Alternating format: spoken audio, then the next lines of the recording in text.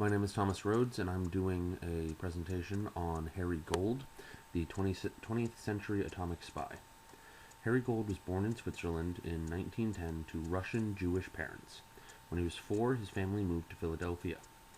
In Philadelphia, he and his family were subjected to many types and incidents of anti-Semitism. Hooligans from other parts of the city would go to their area of town and smash up a number of businesses and homes. They specifically targeted Jews over and above, although not exclusively, and would smash their windows a lot. When Harry was 12, he was attacked by several 15-year-old boys when walking to the library and severely beaten. They used a variety of slurs and specifically targeted him for being Jewish at that time period. From then on, his father had to walk him to the library. His father was also not immune to anti-Semitism. His foreman said that he was going to work him so hard that he would quit, and he was forced to do labor that made his hands bleed every day. He didn't complain about this or stop, though, because Harry's family was extremely poor. They were so poor they had to return some of their furniture. As a student, Harry was always very bright. He got into Penn State and got a job at Pennsylvania Sugar Company. He was a chemist. When the Great Depression hit, however, he lost his job and had to quit school to try and find work to support his family. He spent quite a bit of time during the Great Depression without a job and eventually found a job with the help of one Thomas Black. Thomas Black got him a job at Holbrook Manufacturing, which was a soap plant. Harry felt indebted to Tom. He was taught by his family not to take handouts or charity. This had been ingrained in him from youth, and in fact his father almost didn't let him go to a camp when he was young because it was a charity camp for sickly children. So Harry felt the desire to be free of his burden as quickly as possible. With his new job, he did eventually go back to college and graduated from Xavier University, summa cum laude. Thomas Black was Harry Gold's gateway to spying. Harry felt indebted to him. This was a strong motivator to help Thomas out with whatever he could. And Thomas Black only asked one thing from Harry. He wanted Harry to join the Communist Party. Harry started attending meetings, but reported that he generally found the meetings boring and he found the people there uninspired and lazy. But he was still indebted to Tom Black.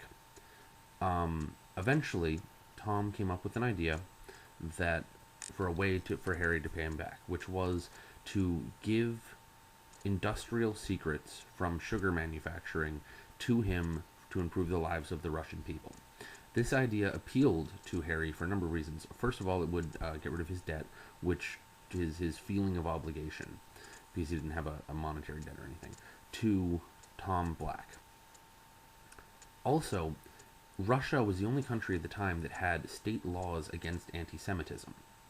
This made Harry feel like Russia was positively inclined to the Jewish people and that he was, in a way, helping out the Jews by helping out Russia. Also, this was a victimless crime in his mind, or at least the way he justified it, because he was simply sharing better ways to produce things that would improve the lives of the Russian people. Lastly, Russia, this being the time period leading up to World War II, was opposed to fascism and Nazism. These were strongly connected in Harry's mind to anti-Semitism, so in a way, he thought he was striking a blow for the Jewish people in any way that he could help out the Russian state. The first time they tried to pay him, because he gave them secrets, he actually refused the money, saying that he wasn't helping Russia for monetary gain.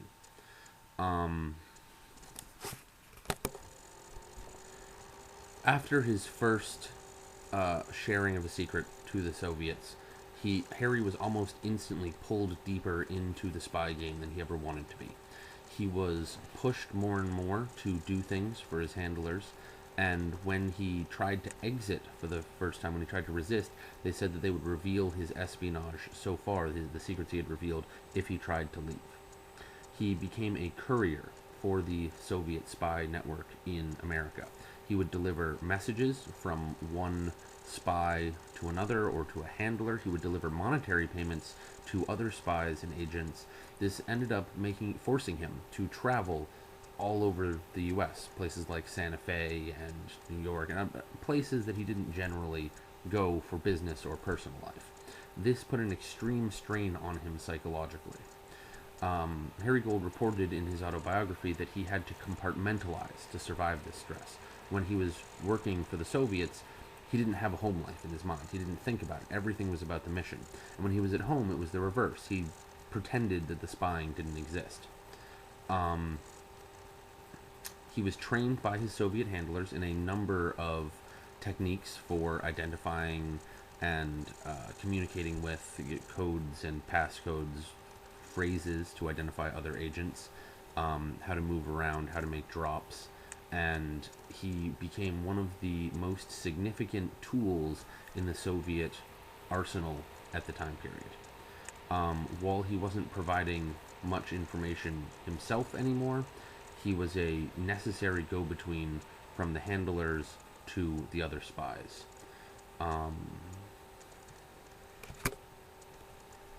After decades of spying for the Russians, things began to unravel in 1950. Klaus Fuchs, I don't actually know how to pronounce this, Fuchs, was arrested in London in March of 1950. This was one of the Soviet spies or handlers that worked with Harry Gold. His trial took only 2 hours, and the information that was obtained from him led police investigators towards Harry Gold. Harry was arrested 2 months later in May. They found him at his apartment at 6823 Kindred Street, Oxford Circle, and he confessed after a very small amount of time. An FBI agent searching his apartment found a street map of Santa Fe after he had claimed to have never gone west that far, and questioned him about it, and he confessed to everything.